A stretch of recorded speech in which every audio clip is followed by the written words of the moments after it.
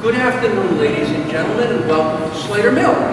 But you're not actually at Slater Mill now. That's back across the street, where you're going to spend most of your day. We're going to begin by looking a little bit at this map. Now, wait a minute, my young friends. Why do you have to look at a map on a field trip? I kind of want to help you understand this. Your good teachers brought you here so you could learn about the history that happened here. But that history that they want you to learn happened because of the land and the water around here. So when we look at the map and we learn about the land and the water, we will be getting ready to understand the history. Now, eyes here, please. The map shows you part of, but not all of, 2 different states. So, from the city of Woonsocket, which is right here, I just want to move a little bit on the map. From the city of Woonsocket, going in that direction, you see part of Rhode Island. Part of what state? Rhode Island. Perfect. But wait a minute, look at me. Look at me. Going in that direction. What direction is that direction? Yes, my friend. Okay, he is right. My man knew that was south. But wait a minute. Suppose he didn't know it was south. I would still expect every one of y'all to be able to figure out that on this map, that's south. How? Put your hand up. Put your hand up. Tell me why you should be able to figure out that this is south. Yes, is that M? M. Perfect. Because there's a compass rose. Point it out to me. Where is the compass rose? That's right. So, okay. Can't use the compass rose. Can't see it. So, when somebody's asking you map direction questions, all you do, you find the compass rose, and you get everything right. So, from Woonsocket south, part of what state? Perfect. And then, from the town of Blackstone, which is right here, going to come across from the town of Blackstone, going in that direction, you have part of Massachusetts. But wait a minute, my friends. I will let you all together tell me, in what direction lies Massachusetts? Come on. North. Perfect. Excellent. Now, I wanted you looking north because I'm coming up to the city of Worcester, Massachusetts. Now, I want you to look this way. I want you to look this way. I'm going to travel on this map. You have to watch me travel because there's going to be a question. Here we go. In what direction did I just travel? Tell me. Perfect. Good. I won't try to trick you with map questions. I traveled south because I wanted to get on this river. This is the Blackstone River. It is the most important thing on the map. The Blackstone River. A sign. When you come to something underlined, what is the underline trying to tell you? When you find something underlined, okay, I don't know if you can see it. Ready? What is an underline trying to tell you? Perfect. Okay, so we're going to go back to our question, and you have to watch the underlines. Look here. Why is the Blackstone River the most important piece? Here we go now. Watch. The river provides the water, which can be used to make the power for all of the machines in the factory. Do you have that? Do you have that? Yes. You do? Well, you're going to have to prove it to me. Here we go. So, anytime I see a river on this map, I know I have... What's the river made out of? Water. And where I have water, I can make power to run any of the machines located in the factory. Okay. One place you have to locate on the map is a large yellow building here. This building, this big yellow building, is the reason your good teachers brought you here.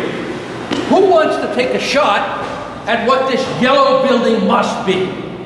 Ben. Slater Mill. It is Slater Mill. Now wait a minute. What is there about Slater Mill that's so important that your teachers brought you to see? Okay, you don't have a name tag, so I'm just going to point. Yes, what do you think you know? It is really old, but there's something else. I'm really old too, but I'm not important. That it was one of the first of the Industrial Revolution. Oh my goodness! Not one of the first, but the very first. Now, it's the very first what? Let me tell you. Slater Mill is the first modern factory in our country. What does it mean when we say it's the first modern factory? Well, I'm going to tell you. Slater Mill is the first place where we see a brand new way to make things in our country.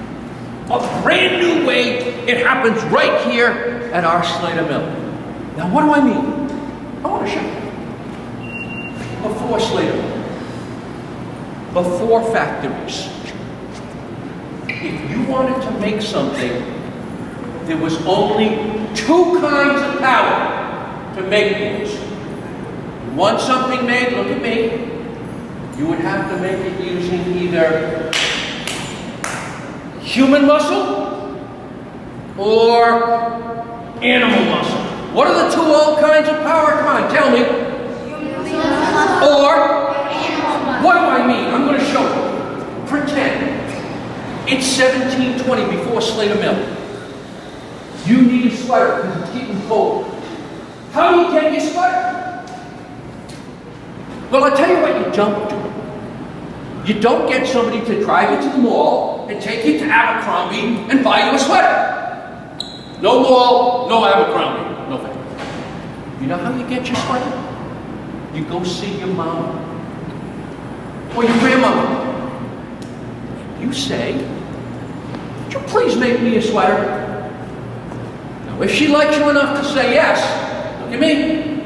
Here's what she has to do. She has to use her human muscle to chase down the sheep. Then she has to use her human muscle to shear the sheep. Take out her needles, use her human muscle to turn the sheep's wool into thread. What all that is, all that is. Along comes Mr. Sam Slater, and he says, "Stop. No, we're not going to make things using, come on, help me." Or, Mr. Slater says, "We're going to do something different." He says, "The next time you want a sweater, look at me.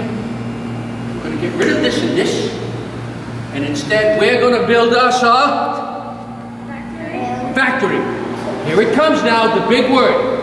And in our factory, instead of using the old power, we are going to make things by machines. But wait a minute, my buddies, where will these machines get their power to run? From? And what is the name of the first water source providing the first power for the first machines in the first factory? It was the Blackstone River. Perfect. I'm really happy with you. Okay, my friends. Nice here. You know the big change at Slater Mill and the factories is we're dropping, look at me, the power of human muscle and animal muscle, and we begin to make products in factories by what? Come on. By what? By machines. Here's the question that I have for you, my buddies. Why did we do that? Why do you think we changed from human and animal muscle to machine power? That's a big question your teachers want you to know. Here's what I want you to do. Don't worry about mills and factories. I want you to think about another question. Here's what I want you to think about. Today, when you came to Slater Mill, you came by car or truck or bus. They're all machines, right? Tell me something.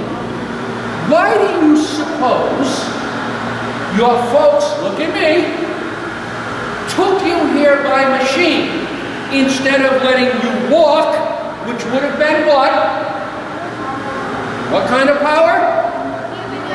Or why didn't they let you ride a pony? What would that have been? But they wouldn't. They made you come by machine, by car. Why? Tell me why. Why do you think they made you come here by car? It was so far, but there's another reason. Coming by car was, come on now. It goes much, much faster. Faster. There's the first reason why we go to machines. Machines can do your work what?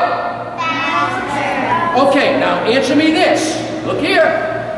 If machines do our work faster, and they do, what's that mean about the amount of stuff a machine can make? If the machine goes faster than humans, what's that mean about the amount of stuff a machine can make? Yes. It can make more. Perfect. There's our second reason. So why do we go to machines? Machines will do our work what? Faster. And because they go faster, they'll make a lot? More stuff. More stuff. One last thing. Everybody has to look at me. Look at me. Unlike you, me, Mr. Richard's horse, or your dog, when machines do their work, machines don't get tired. They don't get tired. That's right. Did any of you hear the car saying, I have to stop, I'm too tired? Now, buddies, when you and I do our human-powered work, when we get tired, that's when we start making what? Somebody's got it, I heard it. Come on, as you get more and more tired, that's when you start making mistakes. Tell me, will Mr. Slater's machines get tired? Which means if I run the machine right, it shouldn't make... Okay, let's go backwards. Let's look at the three reasons why we switch to machines. Look at me. Machines will do our work Faster. and because they go faster, they'll make a lot more stuff. And because they won't get Tired. If I run the machine right, it won't make Mistakes. which means the stuff the machine makes for me should be much Better. And there's why we switched to machines. And Mr. Richard, I'm so happy with this class. Do you think we might be able to take them into a movie? It's only a half hour, 20 minutes. Why don't I you? have seen this movie 400 times. Yeah, we have time. Yes. Come with me.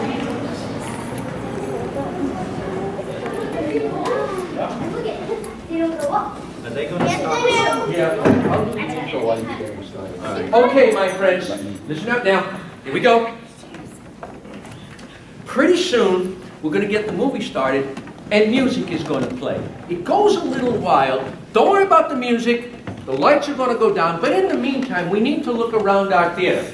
I want you to look on the sides, and I want you to look into the back.